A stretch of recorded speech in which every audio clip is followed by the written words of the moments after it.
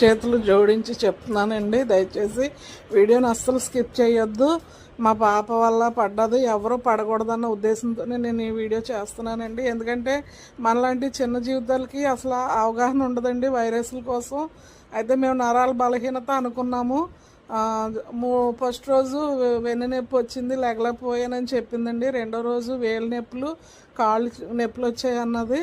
హాస్పిటల్కి మామూలుగా వెళ్ళామండి. కానీ అక్కడికి వెళ్ళేసరికి ఒక ఇంజెక్షన్ చేశారు. మళ్ళీ ఆయన చెప్పారు మామూలుగా నరాల డాక్టర్ చూపించమని. అక్కడికి తీసుకెళ్ళి చూపించామండి. ఆయన ఒక రోజు అబ్జర్వేషన్ చేసిన తర్వాత ఆ ఒక్క రోజులోనే మొత్తం కాళ్ళు చేతులు అన్నీ డెడ్ అయిపోయాయండి. అయితే నడవలేక స్ట్రెచర్ మీద అయితే తీసుకెళ్ళాము. ఆయన అప్పుడు అన్నీ అబ్జర్వ్ చేసి, అమ్మ ఇది వైరస్, జీబీఎస్ వైరస్, ఇది చాలా కష్టము, తొందరగా హాస్పిటల్కి అయితే మీరు తీసుకెళ్ళాలి అని చెప్పారండి.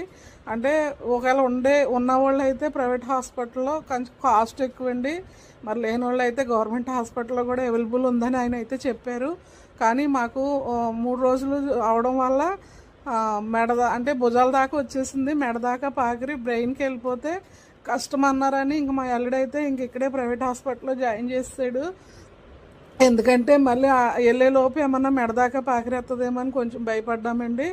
అందుకని ఎవరు కూడా అశ్రద్ధ అయితే చేయొద్దు. మనలాంటి వాళ్ళు ఏమనుకుంటామంటే కొంచెం జ్వరంలో పట్లు వదిలేస్తాయి, నరాలు అలాగే ఉంటాయి అని అనుకుంటాము. అస్సలు అనుకోవద్దండి. కాళ్ళు నొప్పులు వచ్చినా, చేతులు నొప్పులు వచ్చినా వెంటనే వెళ్ళిపోవాలి.